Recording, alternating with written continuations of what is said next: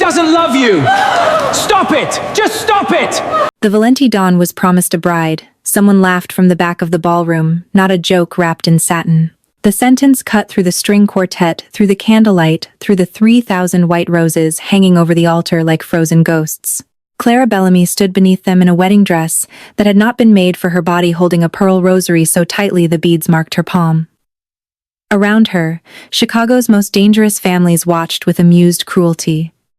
Men who ordered disappearances between dessert courses smiled into crystal glasses. Their wives lowered their fans to whisper.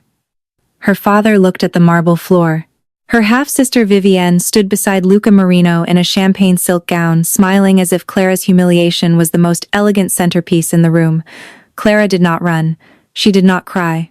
She simply stood there, plus-size, magnificent, wounded, and silent, while the entire Mafia laughed. At the end of the aisle, Dante Valenti heard every word. By midnight, every person in that room would be afraid to speak her name. Dante had not moved since the wrong bride walked through the doors. He was not a man easily surprised. At 34, he ruled the Valenti family with a stillness more frightening than rage. He wore a masterfully tailored midnight blue suit, his broad shoulders solid beneath bespoke fabric, his jawline sharp enough to cut glass, his eyes dark and predatory beneath the chandeliers. He had expected Vivienne Bellamy. The delicate socialite negotiated into this marriage to end a long war between the Valenti Empire and the Bellamy network. Instead, Clara Bellamy had appeared softer, fuller, quieter, with auburn hair pinned too tightly, and eyes the color of rain over old stone. The dress pulled at her waist and strained across the magnificent slope of her hips, not because her body was wrong, but because the people who dressed her had meant the gown to punish her. Dante saw that immediately. Then he saw the rosary in her hand. A silver cross hung from the pearls half hidden beneath her glove. Something old and dangerous moved behind his eyes. 6 hours earlier, Clara had been in the basement office of Bellamy Logistics, surrounded by tax filings, shell company reports, and the low electric hum of fluorescent lights. She was a forensic accountant, the kind of woman who could follow dirty money through fake charities, port fees, coded invoices, and family foundations, pretending to be clean. People in her father's world called her boring because they did not understand that numbers confessed more honestly than men. She had been tracing a suspicious transfer when Arthur Bellamy's driver appeared and told her she was needed upstairs. In Arthur's office, Vivienne's wedding dress hung from a cabinet door like a ghost. Arthur's face was pale, his collar crooked. "Your sister is unavailable," he said. "The ceremony cannot be cancelled. You will stand in for her." Clara stared at him, waiting for the cruelty to become a joke. It did not.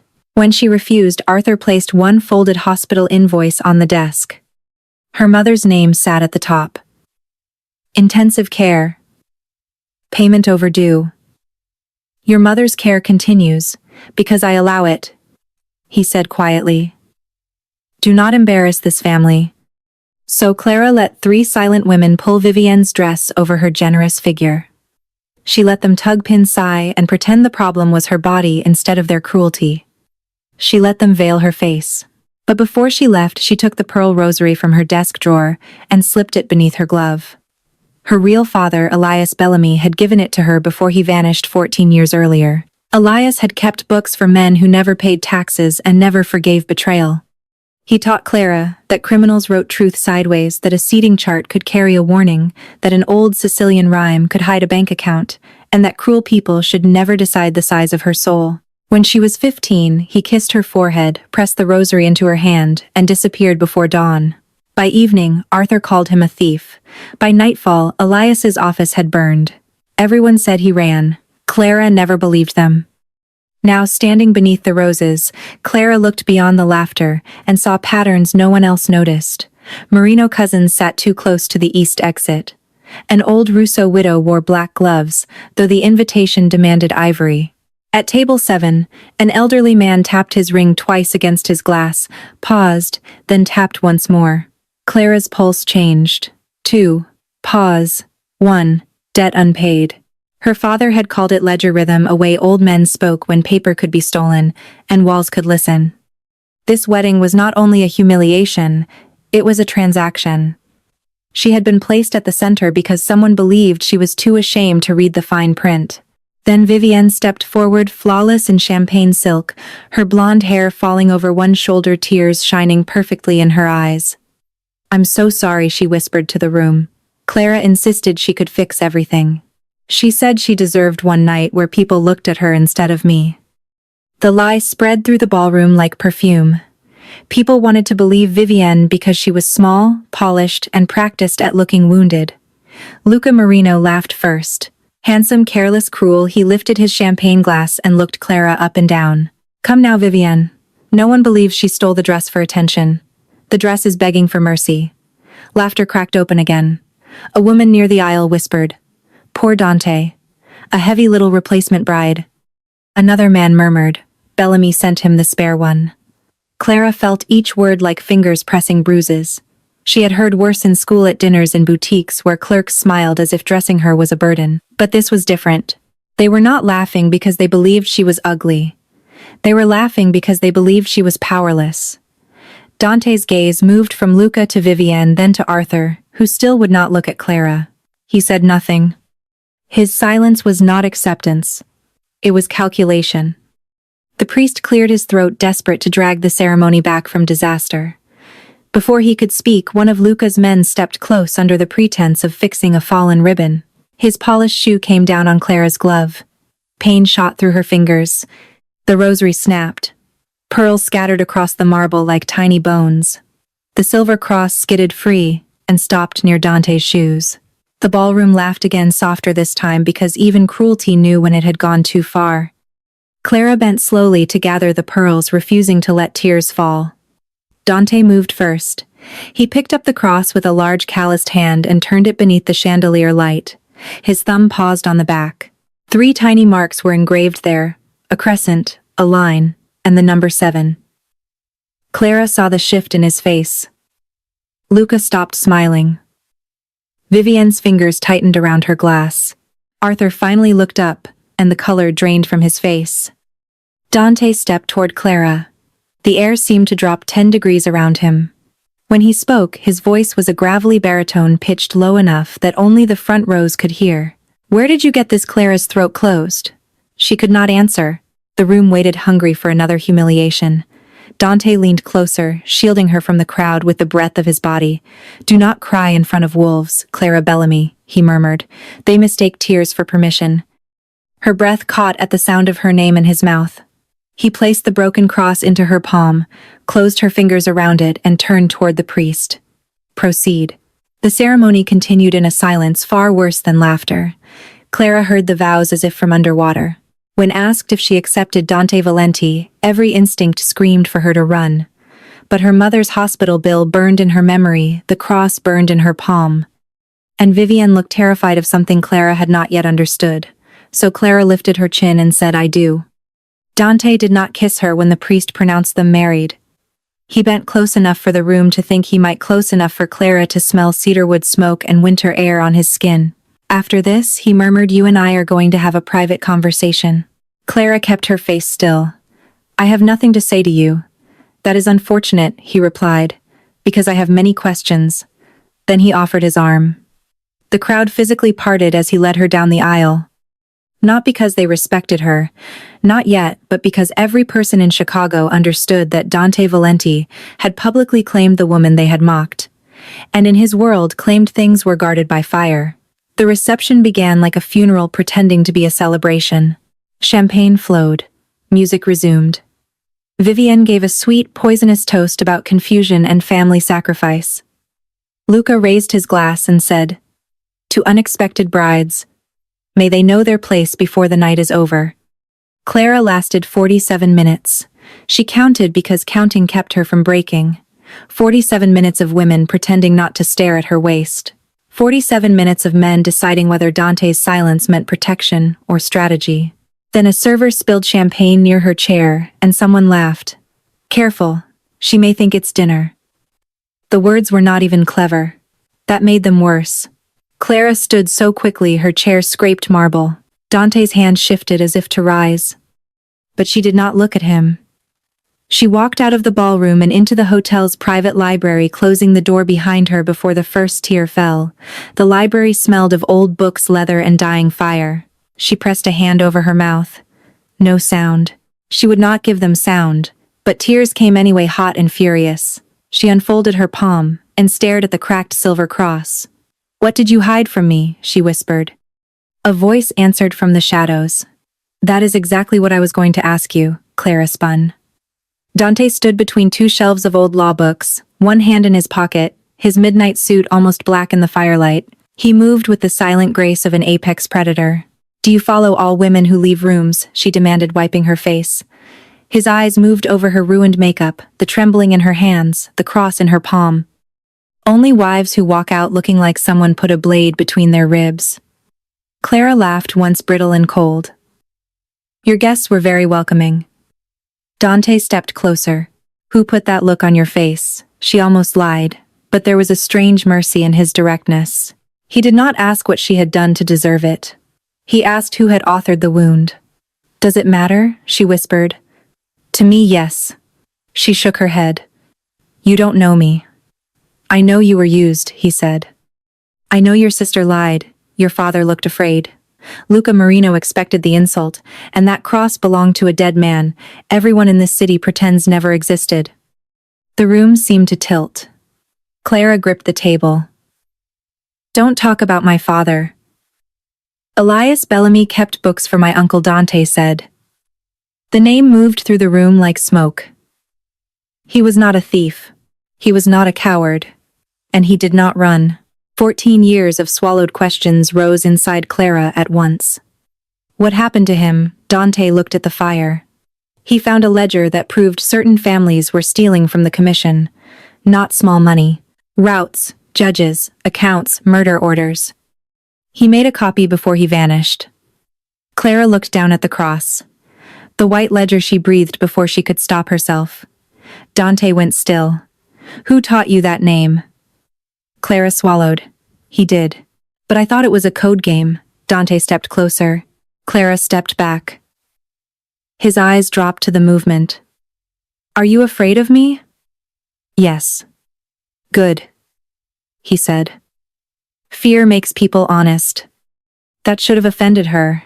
It did. But it also steadied her because he did not pretend gentleness. Clara had spent the night surrounded by people who smiled while cutting her open.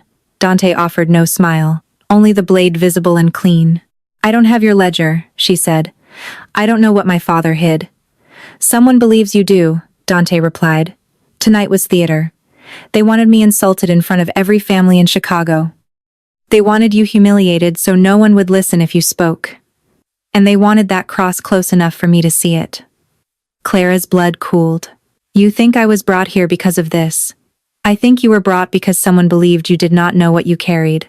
She opened her palm. The cross had a seam so fine it looked decorative. She had slept with that rosary under her pillow as a child. She had never known it could open. "I can't do this," she whispered. "I was supposed to survive one night, keep my mother safe, and disappear." Dante's expression hardened. "They made you part of my war when they dressed you like a sacrifice." "Then undo it," Clara said. "Send me away." "No." The word cracked through the room. "You are my wife now. In name and law and in front of every predator downstairs. If I send you away, they will smell blood before the elevator doors close. So I am trapped." Dante's voice dropped into a low, lethal purr. "No, Clara. You are protected. There is a difference." She looked at him. "Protection I didn't ask for is still a cage." Approval flickered in his eyes. "There she is." "What?" "The woman they tried very hard to bury under shame." He removed his jacket and draped it over her shoulders before she could refuse. The warmth startled her. Cedarwood and smoke wrapped around her, heavy and strangely steadying. "You are walking back in there with me," he said. "No." "They will not laugh." "You can't command contempt out of people." "No," he replied. "But I can make them swallow it until they choke." Clara stared at him, horrified by how much satisfaction that gave her. Somewhere beyond the library walls, Vivienne would be accepting sympathy. Luca would be preparing his next insult. Arthur would be counting on Clara's obedience. Her whole life had been measured by rooms she entered quietly and left wounded. Maybe just once she could walk back before they finished enjoying her absence. She placed her hand on Dante's arm. "If you humiliate me too, I will make you regret it." Dante looked at her for one long moment. "I believe you." He opened the library door. Sound rushed in violins, laughter, forks against plates, the polished noise of people pretending nothing rotten sat beneath the roses. "Shoulders back, Mrs. Valenti," he murmured. "You do not have to like the name yet. But tonight, you will use it." The ballroom saw them in waves. First one conversation died near the dessert table. Then a cluster of merino cousins turned. Then the string quartet softened by instinct. By the time Clara and Dante crossed beneath the roses, the room had gone quiet. His jacket rested around her shoulders. Her hand lay on his arm. Her face was pale, her makeup touched by tears, but her chin was high. Luca recovered first because arrogance had always mistaken itself for courage. "There they are," he called. "We were worried the bride had gone to find a larger dress." A few people laughed from habit. Dante stopped walking. He did not turn fully. He simply looked at Luca, and the laughter strangled itself. Then he guided Clara to the center of the ballroom and placed his palm lightly at the small of her back. "Protective, public, deliberate, Mr. Marino," Dante said softly. "You seem confused about the tone of this evening." Luca gave a thin laugh. "It was a joke." "No," Dante replied. "It was a test. And you revealed exactly how comfortable you are disrespecting what belongs to the Valenti name." Clara stiffened at the word belongs, but Dante's thumb pressed once against her back, quiet and grounding, as if to say not property protection.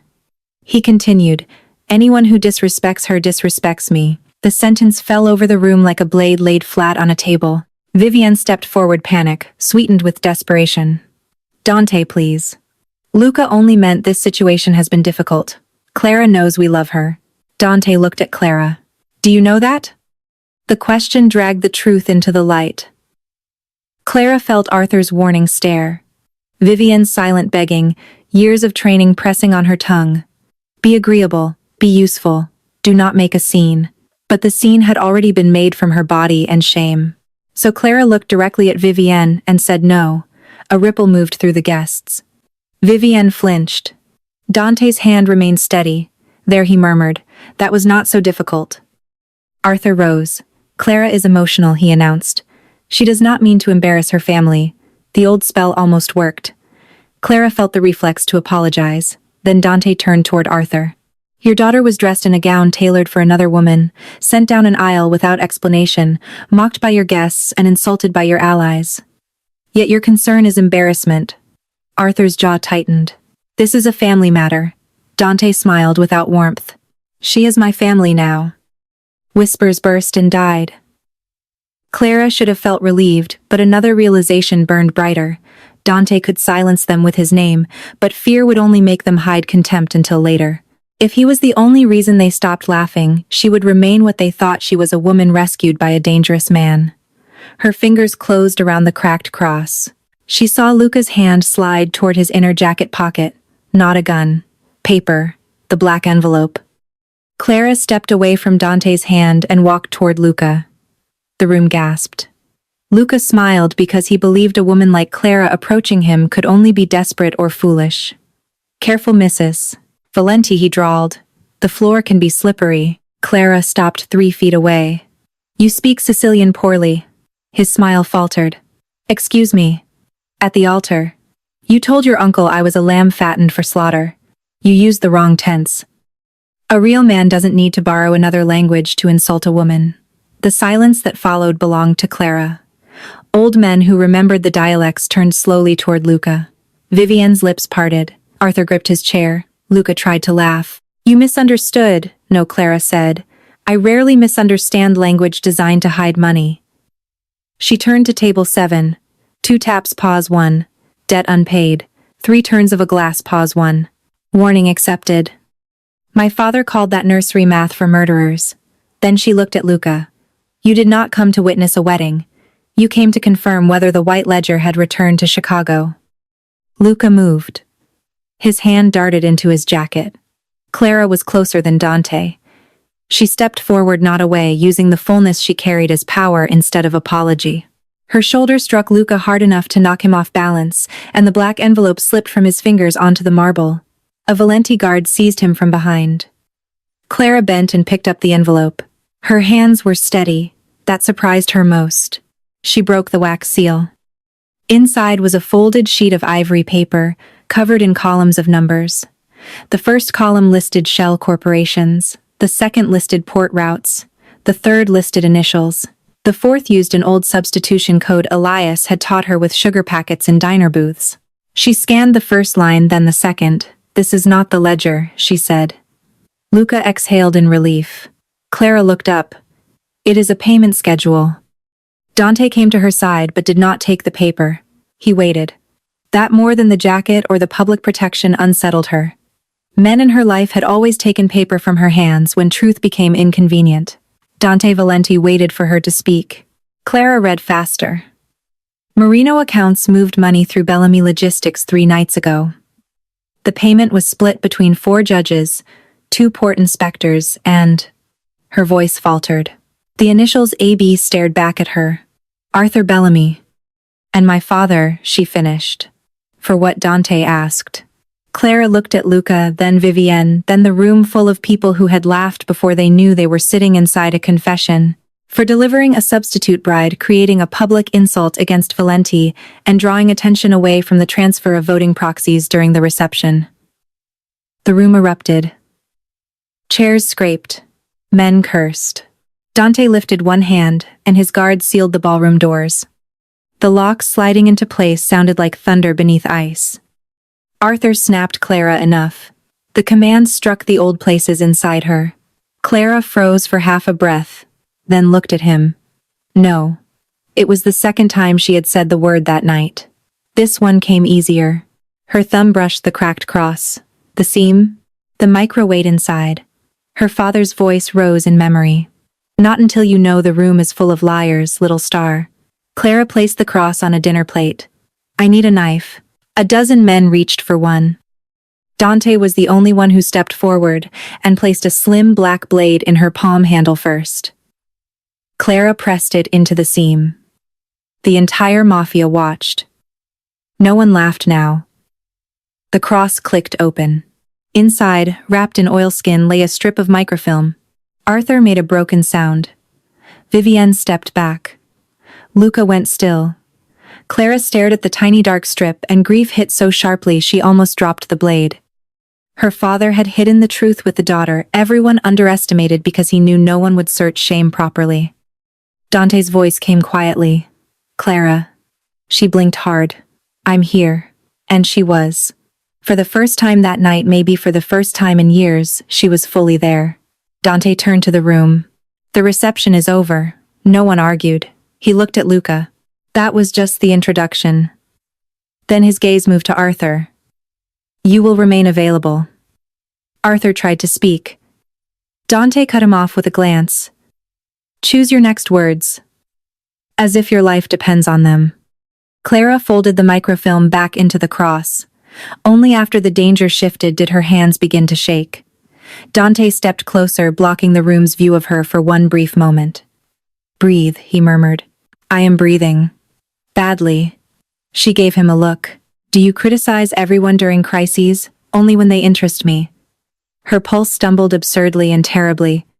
The elevator doors closed behind Clara and Dante, sealing away the ballroom's panic. For 3 floors neither spoke. In the bronze reflection, she saw herself in a torn wedding dress and his jacket, and him beside her like a dark wall between her and the world. The penthouse floor opened into black glass, low firelight, and Chicago glittering below like a city pretending its sins were stars. Dante's woman in command. Mara waited with a tablet and a pistol under her blazer. No one enters this floor without my permission, Dante said. Not Bellamy, not Marino, not my own blood.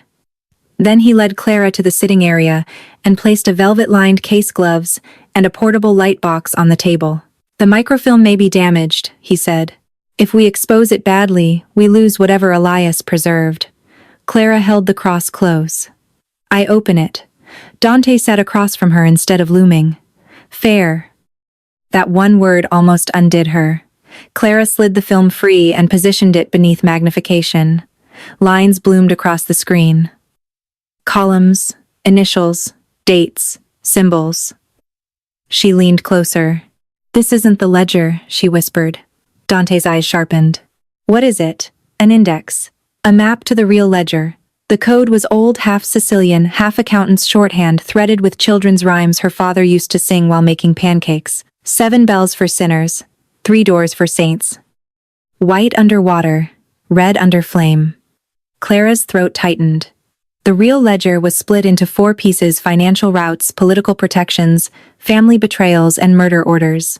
Dante went still at the last phrase. Clara scanned the next line. My father didn't just prove theft. He proved who ordered executions. Including his own, Dante asked. The answer sat there in code, cruel and patient.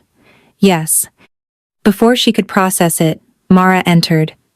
We intercepted 2 calls. One from Marino's driver, one from Bellamy's security chief. Dante did not look away from the screen. Targets, hospital, and penthouse. Clara stood. My mother. Mara's face confirmed it. Bellamy's security arrived at the facility 8 minutes ago. They are trying to move Margaret Bellamy. Clara's vision narrowed. Arthur's invoice. His threat. Her mother unconscious in a hospital bed turned into bait. Take me there, Clara said. Dante was already moving. No. She rounded on him. Do not say no to me about my mother. His eyes were dark and lethal. I am saying no to you, walking into the most obvious trap in Chicago wearing a wedding dress and no backup. Then bring backup.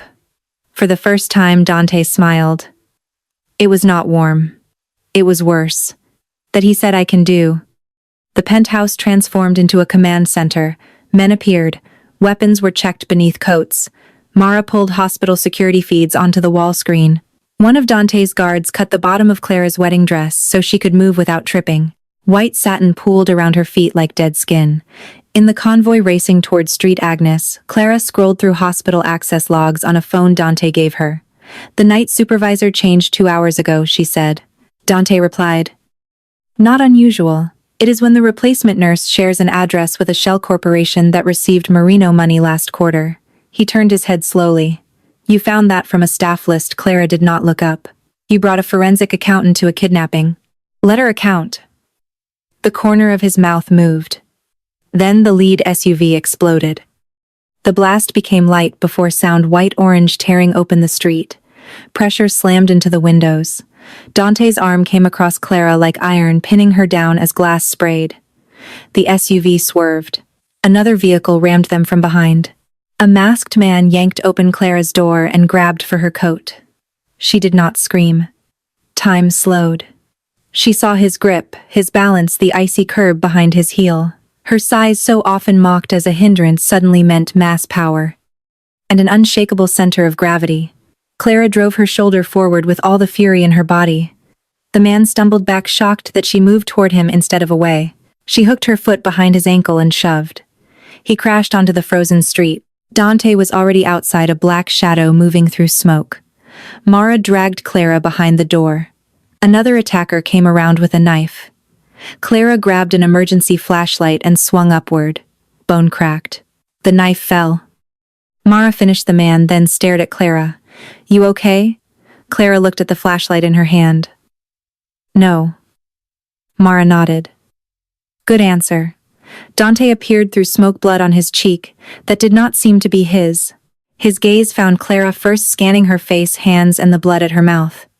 Who touched you? Clara pointed to the unconscious man by the curb. He interrupted my reading. Mara made the mistake of laughing. Dante heard it. His eyes returned to Clara. Admiration burning openly now. Get in the second car, he ordered. Clara wiped blood from her lip. Say please. Dante stared at her. Snow fell between them. Please, he said like the word had cost him money. They reached Street Agnes through the underground ambulance entrance. Clara had already pieced together the plan.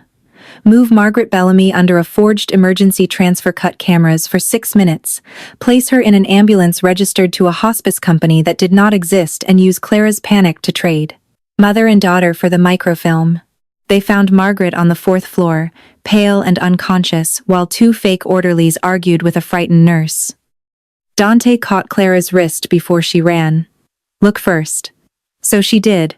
One orderly kept touching his left pocket. The other had shoes too new for a night shift. The nurse was afraid, not complicit. Clara walked forward. I'm Margaret Bellamy's daughter and legal medical proxy.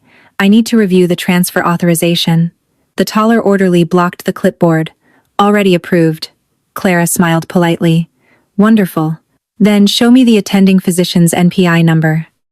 The receiving facility's state license, the ambulance dispatch record, and the insurance pre-authorization. Also, you spelled my mother's cardiologist's name wrong. The shorter orderly tried to run and hit Mara. The taller reached for his pocket, but Dante pinned him to the wall before his hand cleared fabric. Hospital machines kept beeping as organized crime met administrative accuracy. Clara took the forged form. Arthur Bellamy's signature sat at the bottom. Her father's name in ink, authorizing the removal of the woman Clara loved most.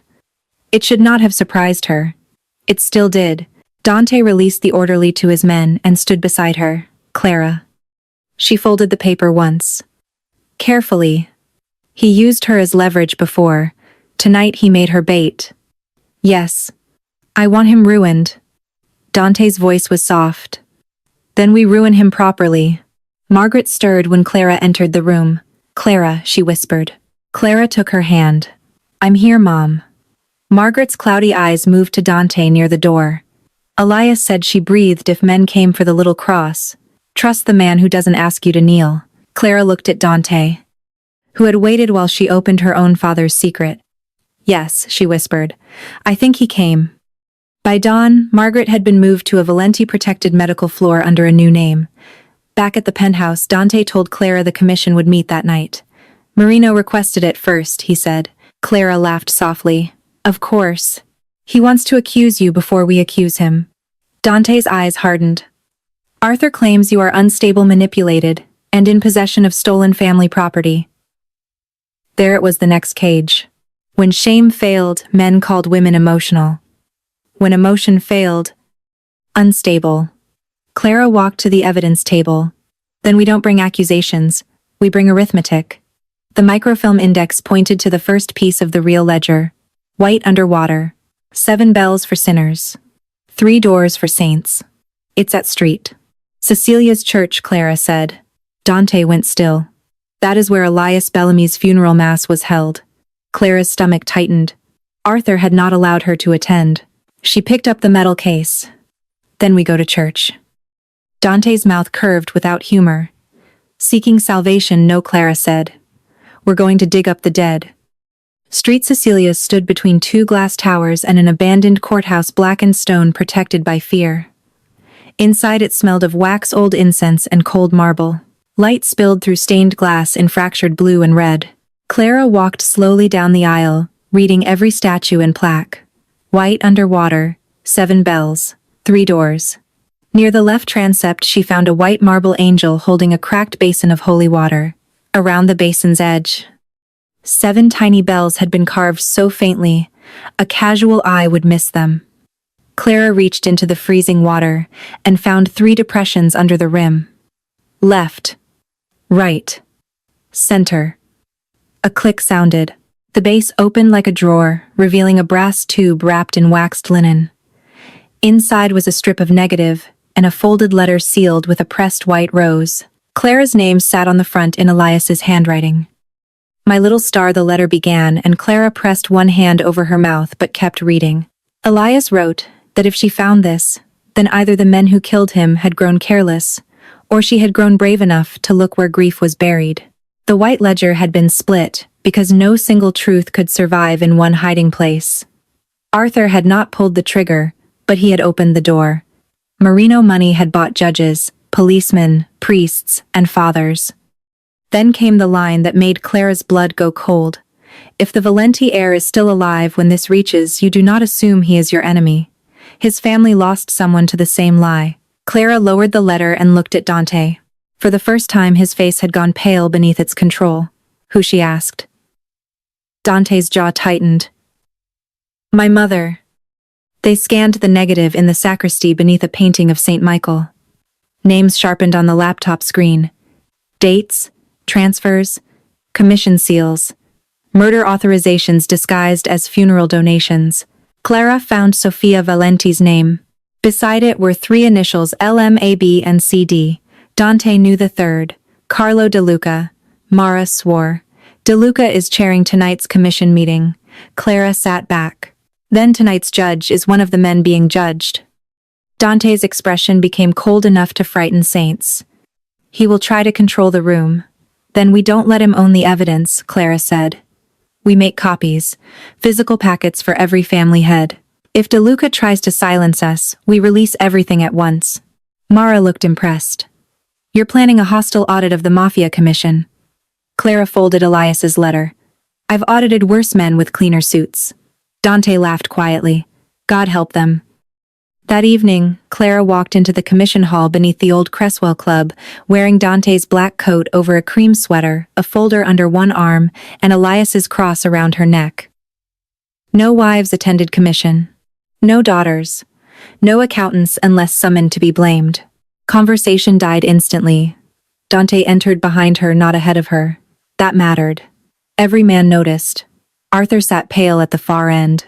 Vivienne stood behind him, stripped of her champagne confidence. Luca Marino lounged beside his father, trying to smile. At the head of the table, Carlo De Luca folded his hands. This is irregular. Clara sat in the empty chair beside Dante before anyone could stop her. So was my wedding.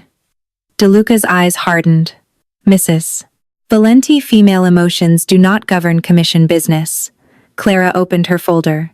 Excellent. Then we'll discuss numbers. Mara's people placed identical packets before every family head.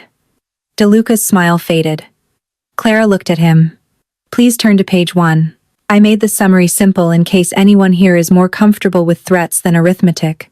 She did not shout. She did not cry. She did not plead. She gave them the language powerful men feared most: proof. Marino money through fake refrigeration invoices. Bellamy proxy transfers timed during her public humiliation. A forged medical transfer order for Margaret Bellamy. Commission seals attached to old execution approvals. Each page turned another face gray. When Luca tried to interrupt, Dante leaned down and murmured I would let her finish. Luca closed his mouth. Clara placed Sofia Valenti's page at the center of the table. Sofia Valenti was not killed by Marino retaliation.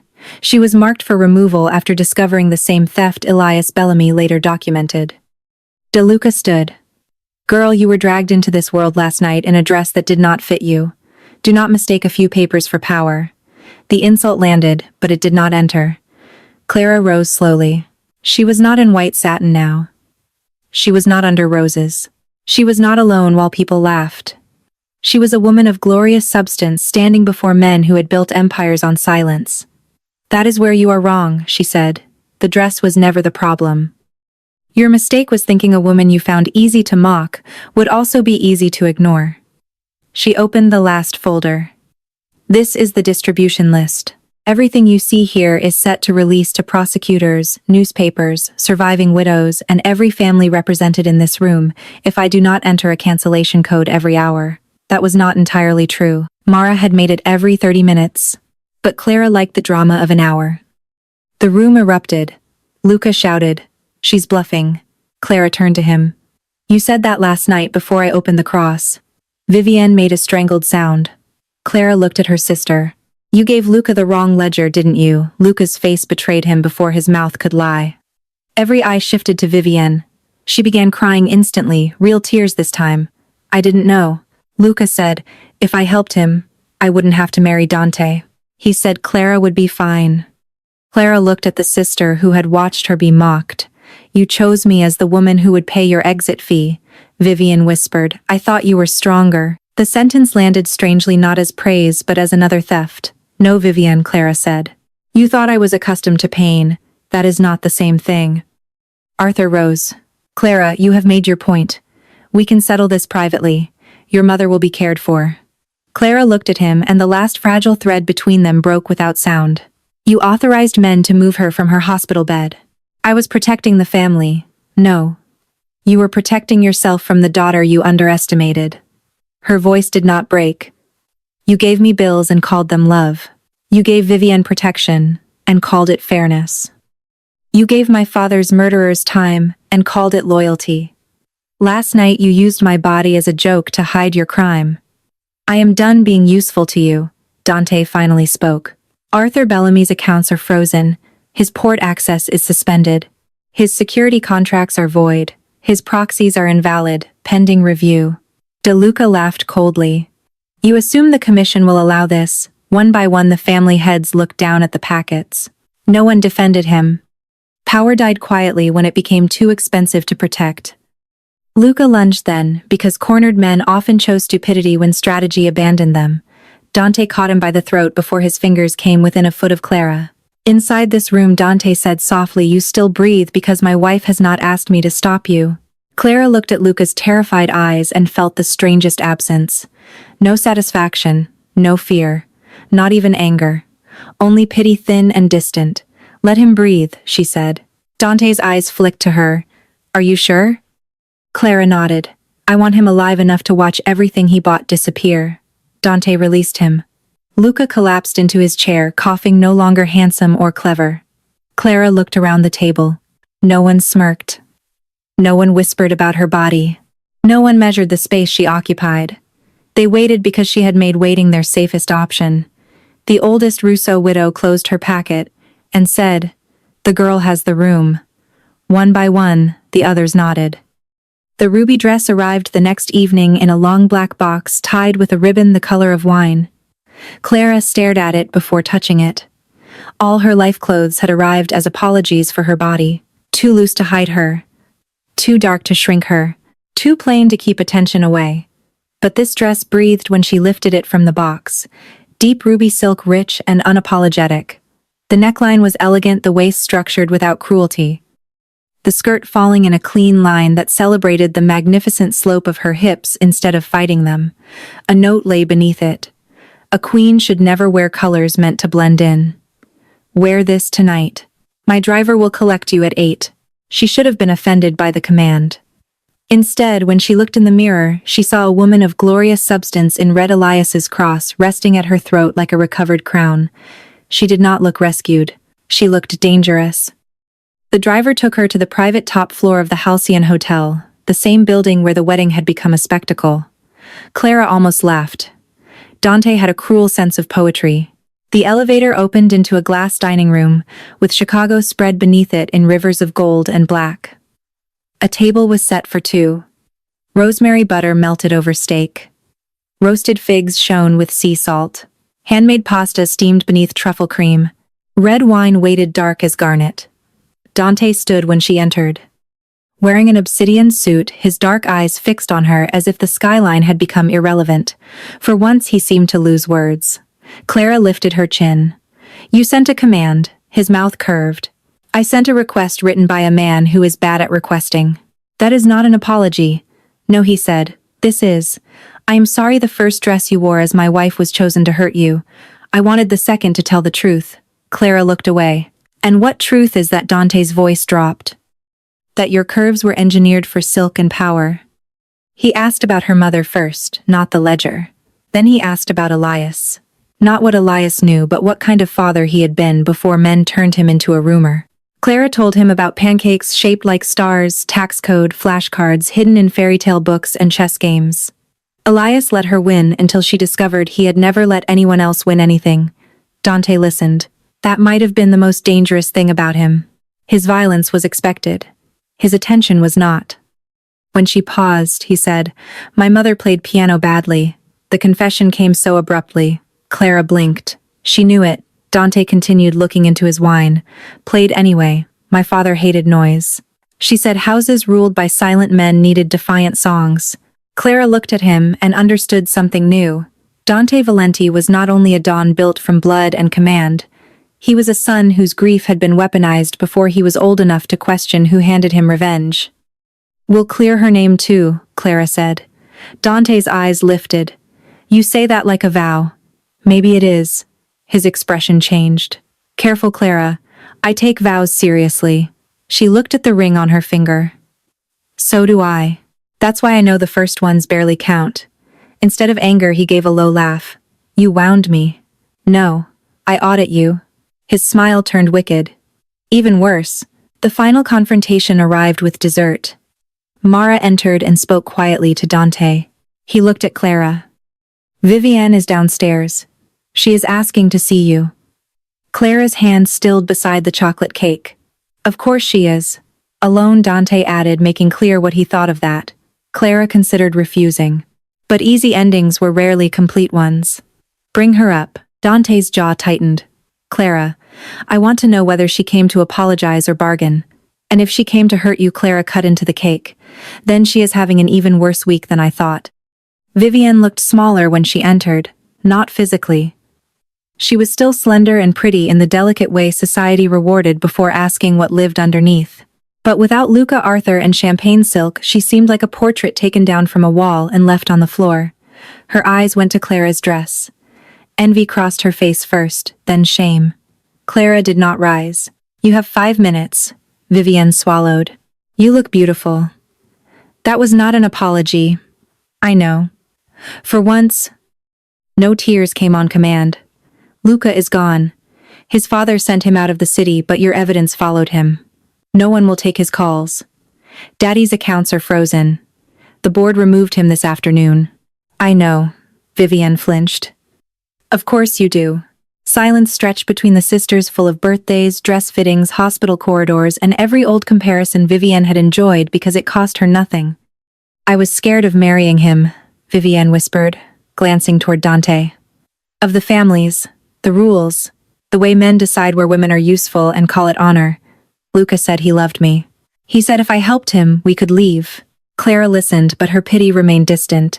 So you chose me as the woman who would pay your exit fee. Vivienne's mouth trembled. I'm sorry. Clara had imagined those words for years. She thought an apology might feel like justice. It did not. It felt like arriving at a locked house after the fire had already burned it hollow. I believe you, Clara said. Hope broke across Vivienne's face too quickly. Clara let it live for one breath. But I do not forgive you tonight. Vivienne sobbed. Clara, please. No.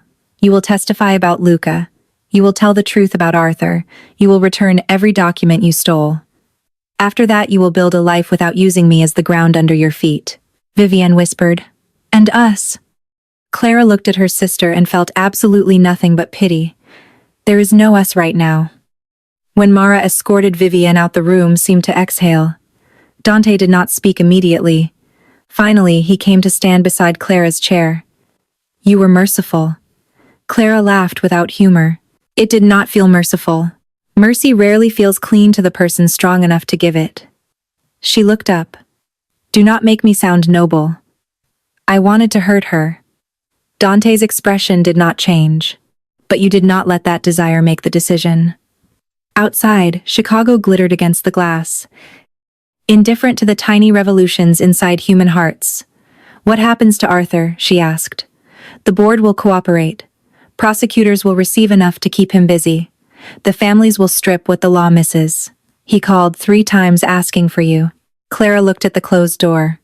He can leave a message with my lawyer. Dante's eyes warmed in that dark, dangerous way. Remind me never to be audited by you. The night deepened.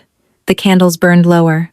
Somewhere below them, the hotel continued serving guests, who would never know that 2 floors above the bride, once mocked beneath roses, was quietly redrawing the map of Chicago's underworld.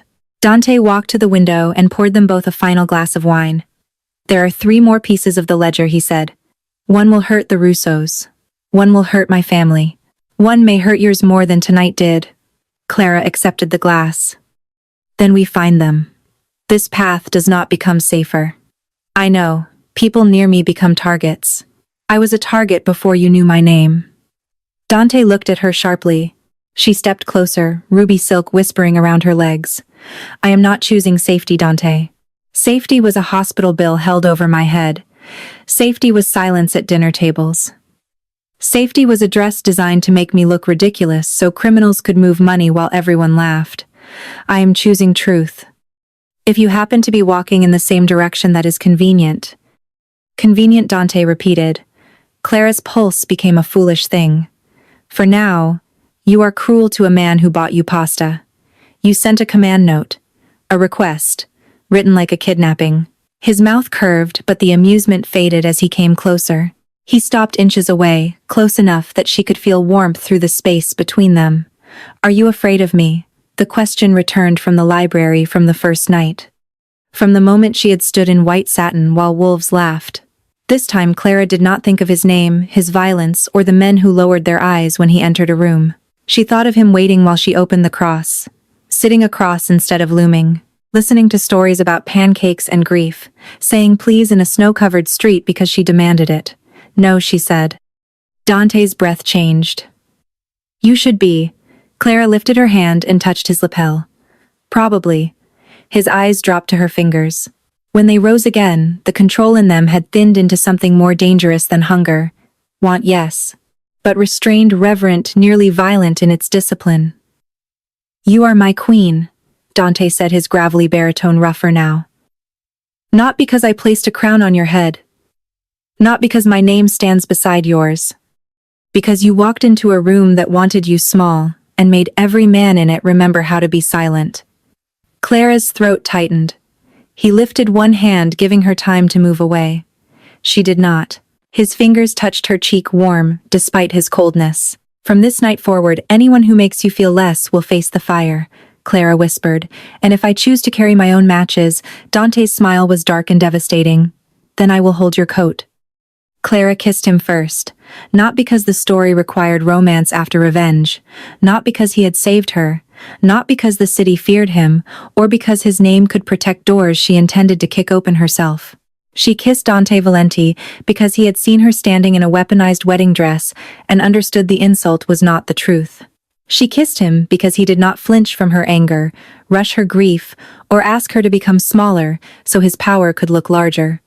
His hand slid to her waist, firm and careful, as if touching something sacred and dangerous. The kiss deepened slowly. It was not gentle exactly. Dante had too much darkness in him for softness to be simple, but it was controlled, reverent, a promise pressed against her mouth, rather than a claim taken from it. Clara felt the ruby silk beneath his hand, the cross at her throat, the skyline at her back, and the last ghost of the ballroom laughter finally die. Much later, she stood alone at the glass wall while Dante spoke quietly with Mara near the door. Below, Chicago stretched wide and glittering, full of men who still believed secrets could stay buried if enough women were taught to be ashamed. Clara touched the cross at her throat and thought of Elias, of Margaret safe under Valenti guard, of Vivienne walking into consequence, of Arthur learning that daughters used as shields could become swords. The ruby dress caught the candlelight like blood and royalty. She no longer looked like the bride they had laughed at. Or perhaps she did, and that was the point. The same body, the same woman. Lush and soft and perfect, not because Dante said it, not because a dress finally fit, but because she had always been whole before they tried to make her feel broken. Behind her, Dante murmured her name. Clara turned and he looked at her as if the city belonged at her feet. They laughed when the plus-size bride walked in wearing white. They went silent when she returned in red. Did you love seeing Clara rise as the bride who silenced the entire Mafia? Hit that like button, share this story, and subscribe for more. Drop a comment below telling us, would you forgive the family who sold you, or would you let them fall?